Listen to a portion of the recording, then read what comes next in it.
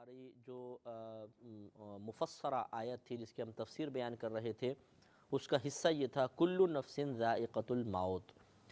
ہر جان نے موت کا ذائقہ چکھنا ہے۔ تو اس میں آپ کو عرض کر رہا تھا کہ یہاں پر کفار کو موت کا احساس دلا کر اللہ کی اطاعت کی طرف مائل کیا گیا ہے، لیکن مقصود فقط کفار کو احساس دلانا نہیں ہے۔ کفار کو یہ بتانا مقصود، صرف ان کو بتانا مقصود نہیں ہے کہ تمہیں دنیا میں کبھی ہمیشگی نہیں ملے گی، بلکہ مسلمانوں کو بھی احساس دلانا مقصود ہے۔ لہٰذا ہمیں یہ ذہن میں رکھنا چاہیے کہ موت ایک دن ضرور ہمارے دروازہ زندگی پہ دستک دے گی اور ہمیں اس دنیا سے لے جائے گی۔ موت، جیسے میں نے آپ کو بتایا تھا کہ روح اور زندگی کے، روح اور جسم کے تعلق کے ٹوٹ جانے کا نام موت ہے، تو ایک دن ہمیں اس تعلق کو ضرور ٹوٹتے ہوئے دیکھنا پڑے گا۔ ہمارے نبی کریم صلی اللہ علیہ وسلم موت کے ذکر کو بہت زیادہ محبوب رکھا کرتے تھے۔ جیسے میں نے آپ کو روایت سنائی تھی کہ آپ ایک مجلس کے پاس سے گزرے اور ہنستے ہوئے دیکھا تو آپ نے موت کو یاد کرنے کی تلقین فرمائی، اور ایک روایت میں خود ارشاد فرمایا کہ موت مومن کے لیے اس پانی سے زیادہ محبوب ہونی چاہیے جو ٹھنڈا ہو اور اس میں شہد ملایا گیا ہو، یعنی اتنی زیادہ محبوب ہونی چاہیے موت۔ ہمیں موت پسند نہیں آتی، ہمیں موت سے ڈر لگتا ہے، ہم موت کو ناپسند کرتے ہیں، ہم موت کے ذکر کو بھی ناپسند کرتے ہیں۔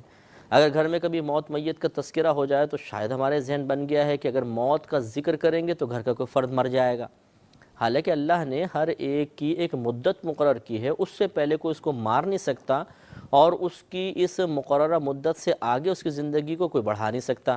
لیکن ضعیف الاعتقادی ایسا ہم پر غلبہ کر گئی ہے کہ اگر کوئی بچے اچھے موت کا تذکرہ کریں گے، تم مر جاؤ گے یا موت آ رہی ہے، تو بولتے ہیں بھئی کیا موت میت کا تذکرہ کر دیا، خاموش ہو جاؤ، ان کو خاموش کروا دیتے ہیں۔ حالانکہ نبی کریم صلی اللہ علیہ وسلم موت کے ذکر کو پسند فرماتے تھے۔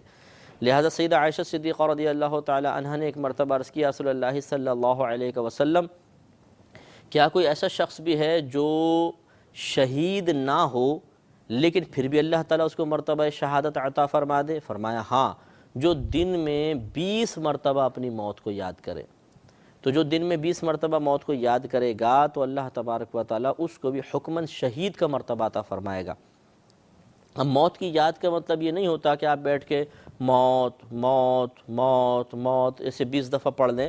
بلکہ مطلب یہ ہے کہ موت کے بارے میں غور و تفکر کرنا، اپنے زندگی کے اختتام کے بارے میں سوچنا۔ کیوں؟ یہ میں آپ کو بتاتا ہوں، لیکن یہ سوچنے کے مختلف زاویے، مختلف طریقے ہو سکتے ہیں۔ مثال کے طور پہ جیسے آپ تمام دن سے کام سے فارغ ہو گئے، کبھی کبھار ایسا ضرور کریں، ہو سکے تو ہر روز رات میں کریں کہ آپ بستر پہ لیٹ جائیں تو سوچنا شروع کریں آنکھیں بند کر کے میں مر گیا ہوں،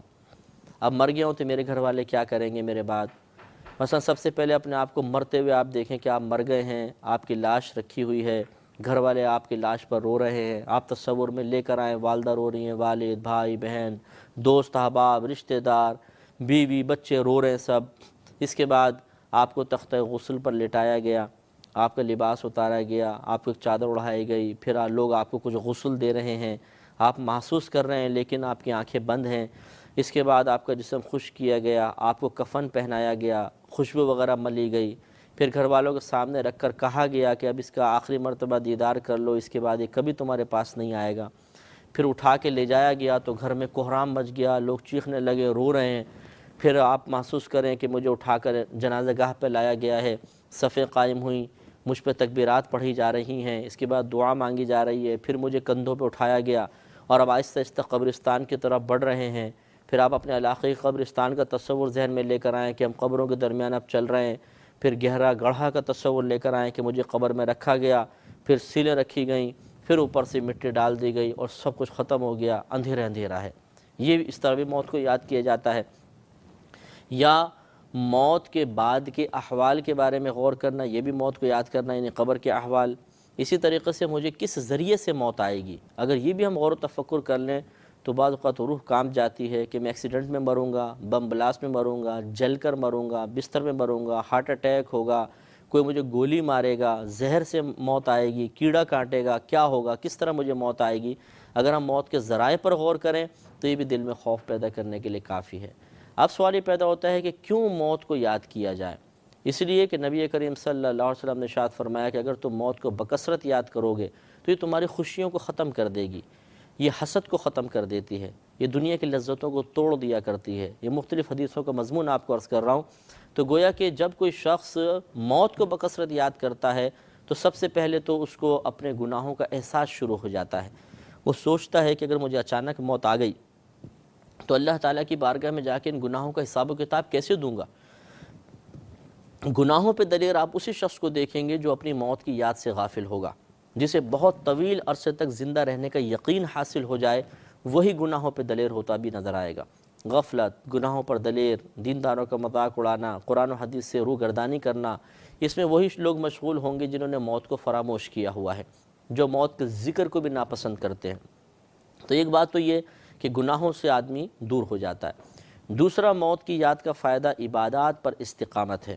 کہ آدمی غور و تفکر کرتا ہے کہ دنیا زندگی مختصر سی ہے، کبھی بھی ختم ہو سکتی ہے، زندگی کبھی مجھ سے چھن جائے گی، میں اچانک موت کا شکار ہو سکتا ہوں، تو کیوں نہ اللہ تعالیٰ کی اطاعت کرتا رہوں۔ ایسا نہ ہو کہ میں عبادات ترک کرتا رہوں، نماز قضا کرتا رہوں اور موت آ جائے، لہٰذا عبادات پہ استقامت۔ پھر دیگر اخلاق حسنہ، حقوق العباد کی ادائیگی، حسد، تکبر سے بچنا، کہ جب آدمی سوچتا ہے کہ موت آنی ہے، یہ تمام چیزیں مجھ سے چھن ہی جانی ہے، تو کیوں ان کے لیے دھوکہ دہی کروں، کیوں رشوتیں لوں، کیوں سود لوں، ان قریب تو دنیا سے رخصت ہو ہی جانا ہے، سب یہیں پڑا رہ جائے گا۔ تو یہ موت کی یاد آدمی کو ہر قسم کی برائیوں سے دور کر دیتی ہے اور ہر قسم کی اچھائیوں کے قریب کر دیتی ہے۔ المیہ یہ ہے کہ ہم میں سے اگر 1000 لوگوں کو کھڑا کیا جائے تو شاید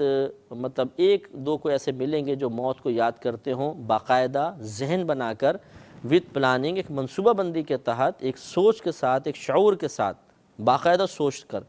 یہ بہت کم نظر آئیں گے، 1 یا 2، باقی سب کے سب ایسے جو غافل ہیں، موت کے ذکر کو ناپسند کرتے ہیں، موت کو ناپسند کرتے ہیں۔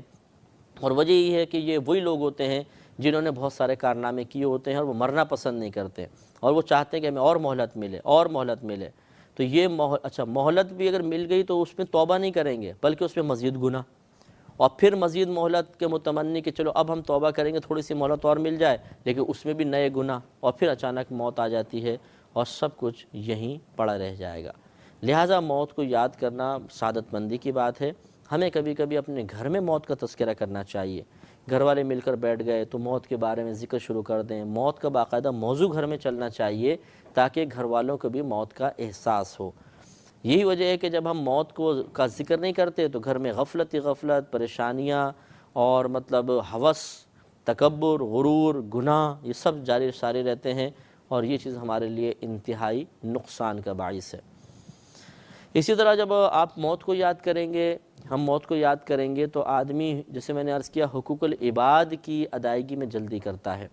کسی کا پیسہ کھایا ہوا ہے، کسی کی زمین دبائی ہوئی ہے، کسی کا اور دھوکہ فراڈ کیا ہوا ہے، کسی کی امانت پر قبضہ کر لیا ہے، اس میں خیانت کا مرتکب ہو گیا ہے، اور موت کو یاد کرے گا تو دل چاہے گا کہ دے دو، ہو سکتا ابھی مر جائیں، مر کے پھر یہ وبال دنیا میں قائم کر کے چلا جاؤں گا تو قبر میں کیا ہوگا۔ تو احساس بیدار ہوتا ہے کہ نہیں، موت سے پہلے پہلے مجھے یہ چیزیں، یہ امانتیں لوٹا دینی ہیں۔ تو الحمدللہ پھر آدمی عملی قدم اٹھاتا ہے اور بہت سارے گناہوں سے بچ جاتا ہے۔ ہمیں بھی چاہیے کہ اپنی موت کو کثرت سے یاد کرتے ہوئے گناہوں سے بچیں، نیکیوں پہ استقامت حاصل کریں، اور جتنے معاملات ہمارے ساتھ ہیں، خصوصاً مالی معاملات، یہ تو میں ہر ایک کو مشورہ دوں گا، آپ جو سن رہے ہیں ان سے بھی گزارش ہے کہ اپنا سارا حساب و کتاب ایک ڈائری میں بنا کر رکھیے۔ میں نے کس کو کتنا دیا ہوا ہے، کس بینک میں کتنا اکاؤنٹ ہے، کہاں میں نے پراپرٹی خریدی ہوئی ہے، کتنی ہے، کس کا دینا ہے، کس سے لینا ہے، ڈیٹ وائز آپ اس میں لکھیے۔ اور یہ کوئی ایسی دستاویز چاہے آپ گھر میں نہ رکھیں، اگر آپ کو یہ خوف ہے کہ کوئی مطلع ہو جائے گا اور آپ نہیں چاہتے گھر والوں کو بتانا، کسی نہ کسی مقام پہ ضرور رکھیے۔ کوئی قابل اعتماد دوست ہوں، 1-2 جگہ پر ان کو آپ بنا کر، ایک اس کے پاس امانت رکھ دیں، اس کے پاس کہ مر جاؤں تو میرے گھر والوں کو دے دینا، لیکن کوئی نہ کوئی ثبوت چھوڑ کر جانا ضروری ہے، ورنہ بعض اوقات ایسا ہوتا ہے کہ والد کا انتقال ہوا، 10 آدمی آ کے کھڑے ہو گئے جنہوں نے قرضہ لیا تھا، اب کوئی ثبوت نہیں ہے، اب اولاد پریشان ہے، اور 50 جگہ والد صاحب نے قرضہ دیا ہوا تھا لیکن کوئی پروف نہیں تھا، کوئی ثبوت نہیں تھا۔ جیسے والد صاحب کا انتقال ہوا، ان لوگوں کو بھی پتہ ہے کہ کسی اور کو تو معلوم نہیں، پیسے دبا کے بیٹھ جاتے ہیں، اس طرح وہ ورثاء محروم ہو جاتے ہیں۔ تو اس طریقے سے ایک وصیت نامہ تیار کرنا ضروری ہے، اور اس میں یہ بھی ایڈ کر لیں بھئی مجھ حج فرض ہو گیا تھا، میں نہیں کر سکا، مجھ پہ زکوٰۃ فرض ہے، اتنی میں نہیں ادا کر سکا، اتنی نمازیں رہ گئیں، اتنے روزے رہ گئے، تاکہ گھر والے فدیہ ادا کر سکیں۔ یہ سب کے سب سوچ، اس پر عمل، یہ موت کی یاد کرے گی، موت یاد آئے گی، موت کو ہم یاد کریں گے تو یہ تمام کام کرنے کو دل چاہے گا کہ جلدی جلدی سمیٹ کے رکھ دو، زندگی کو پھیلاؤ نہیں۔ ہم لوگوں نے اتنا زندگی کو پھیلایا ہوا ہے، اپنی مصروفیات اتنی بڑھائی ہوئی ہیں کہ موت ہی اس کو سمیٹے تو سمیٹے، اس سے پہلے ہم خود سمیٹنے کے لیے تیار نہیں ہیں۔ ایک شعور بیدار کر کے، ایک سوچ بیدار کر کے، موت کو یاد کر کے، ان کو مطلب ایک قرینے کے ساتھ، ایک سیٹنگ کے ساتھ تمام چیزوں کو رکھنا، اس کا ہمیں بھی شعور حاصل نہیں ہوتا۔ یہی ہے، پھر آدمی مر جاتا ہے، پیچھے والے بھگتتے رہتے ہیں۔ تو ہمیں ایسا نہیں کرنا چاہیے۔ جو سننے والے ان سے میری گزارش ہے کہ اپنی زندگی کو اسی طرح آپ ڈیوائیڈ کر دیں، کچھ حصہ آپ کا یہاں کا ہے، کچھ باہر آگے کا ہے، اور آگے کے لیے تیاری کرنے کے سلسلے میں دو ہیں کہ ایک آپ خود آگے جائیں گے، دوسرا کچھ لوگوں کو آپ پیچھے چھوڑ کر جائیں گے۔ ان کے لیے آپ کیا کر رہے ہیں اور اپنے لیے آگے کے لیے کیا کر رہے ہیں، یہ سب اسی وقت آپ سنجیدگی کے ساتھ سوچنے میں کامیاب ہو سکتے ہیں جب موت کو بکثرت یاد کریں گے۔